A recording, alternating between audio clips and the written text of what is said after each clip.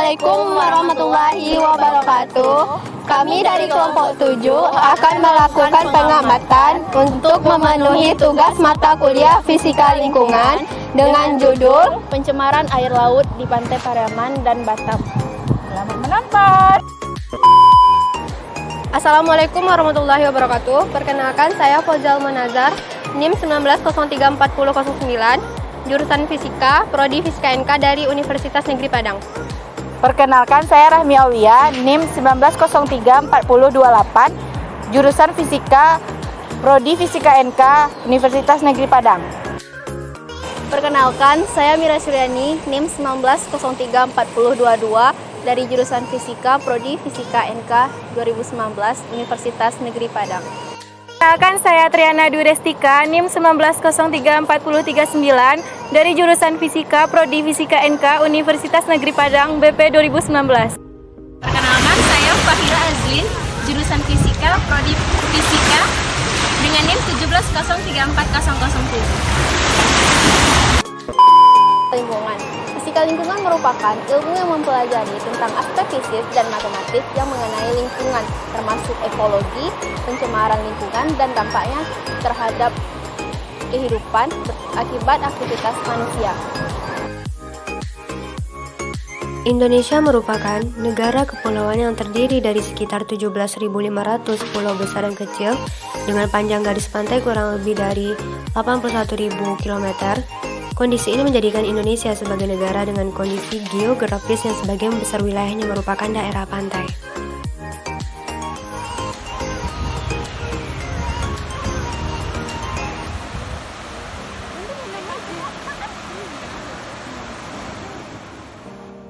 Kawasan pantai merupakan wilayah yang sangat rentan terhadap perubahan, baik perubahan akibat ulah manusia maupun perubahan alam. Kualitas air laut adalah suatu ukuran kondisi air dilihat dari karakteristik fisik, kimiawi, dan biologisnya. Kualitas air juga menunjukkan ukuran kondisi air relatif terhadap kebutuhan biota air dan manusia.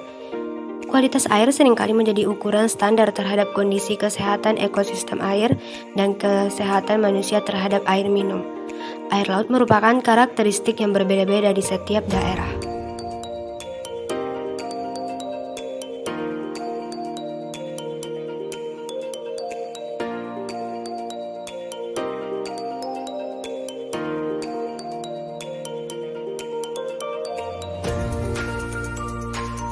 Pencemaran laut menurut Peraturan Perundang-undangan Nomor 19 Tahun 1999 tentang pengendalian pencemaran dan atau perusakan laut adalah mempunyai pengertian atau definisi sebagai masuknya atau dimasukkannya makhluk hidup, zat, energi, dan atau komponen lain ke dalam laut oleh kegiatan manusia, sehingga kualitasnya turun sampai tingkat tertentu yang menyebabkan lingkungan laut tidak sesuai lagi dengan baku mutu dan atau fungsinya. Komponen-komponen yang menyebabkan pencemaran laut seperti partikel kimia, limbah industri, limbah pertambangan, limbah pertanian dan perumahan, kebisingan atau penyebaran organisme invasif atau asing di dalam laut yang berpotensi memberi efek yang berbahaya.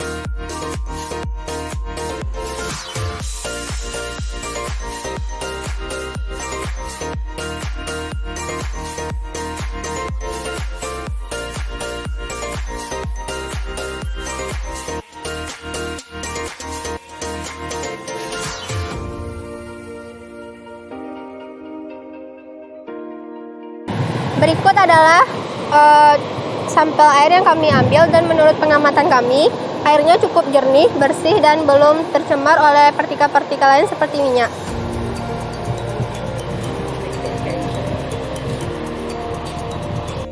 Baiklah, saya akan melaporkan kondisi cuaca pada pukul 11:30 di kawasan Pantai Pariaman dengan suhu 29 derajat Celcius, kecepatan angin 5 km per jam, dan cuacanya cerah berawan.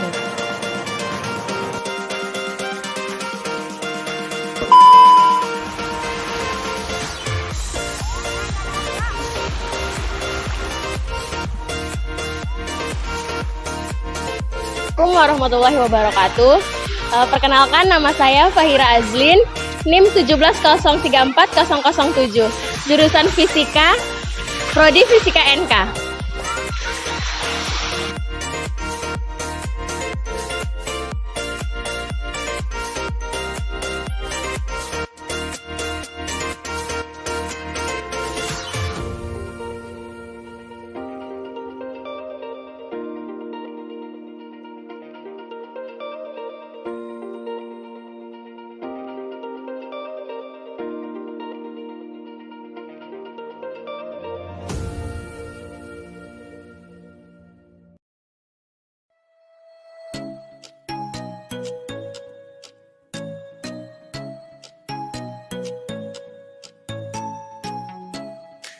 Dampak dari tumpahan minyak di laut tergantung pada banyak faktor, antara lain karakteristik fisik, kimia, dan toksisitas dari minyak.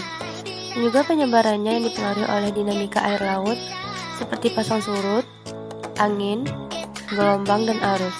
Dampak dari senyawa minyak yang tidak dapat larut di dalam air akan mengapung dan menyebabkan air laut berwarna hitam. Beberapa komponen minyak tenggelam dan terakumulasi di dalam sedimen sebagai deposit polutan pada pasir dan batu-batuan di pantai. Komponen hidrokarbon bersifat toksik, berpengaruh pada reproduksi, perkembangan, pertumbuhan, perilaku biota laut terutama pada plankton. Akibatnya dapat menurunkan produksi ikan, hingga kematian diakibatkan toksisitas subletal hingga toksisitas letal. Proses emulsifikasi merupakan sumber mortalitas bagi organisme, terutama pada telur, larva, dan perkembangan embrio. Pada tahap ini sangat rentan terhadap lingkungan tercemar. Dapat dilihat di samping sebelah kita, itu merupakan pelabuhan penyeberangan untuk ke pulau seberang. Dan dapat dilihat di belakang banyak kapal-kapal para nelayan. Nah, dapat kita simpulkan, masyarakat sekitar ini berpenghasilan sebagai nelayan.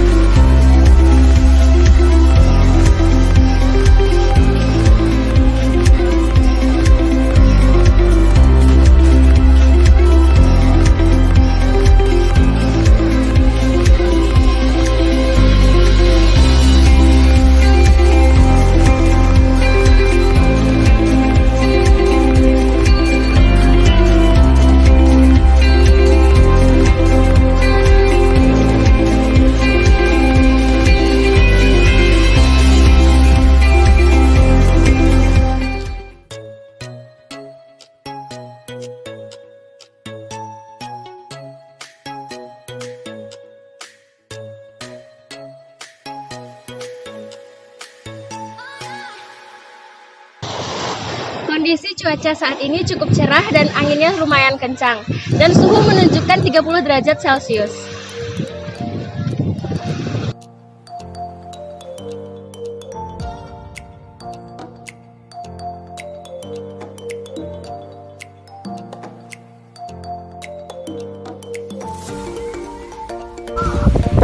Berikut gambaran minyak dari limbah kapal yang tersisa.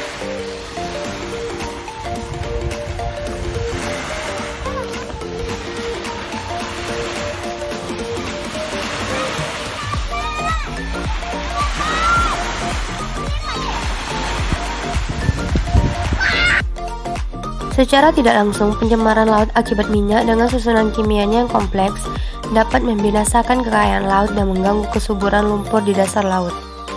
Selain dapat menghalangi sinar matahari masuk ke lapisan air laut, lapisan minyak juga dapat menghalangi pertukaran gas dari atmosfer dan mengurangi kelarutan oksigen sampai pada tingkat tidak cukup untuk mendukung kehidupan laut aerob. Tak hanya itu, pencemaran minyak di laut juga meluas pada kerusakan ekosistem mangrove. Seperti diketahui, minyak dapat berpengaruh terhadap sistem perakaran mangrove yang berfungsi dalam pertukaran CO2 dan O2, di mana akar tersebut akan tertutup minyak. Sehingga kadar oksigen dalam akar berkurang, pengendapan minyak dalam waktu lama mampu menyebabkan pembusukan pada akar mangrove sehingga mengakibatkan kematian. Hal ini tentunya berkaitan erat dengan kelangsungan hidup biota yang hidup berasosiasi dengan hutan mangrove itu sendiri, seperti moluska, ikan, udang, kepiting, dan biota lainnya. Dapat dilihat di sini keadaan air cukup bersih dan tidak terlihat di sini limbah dari minyaknya.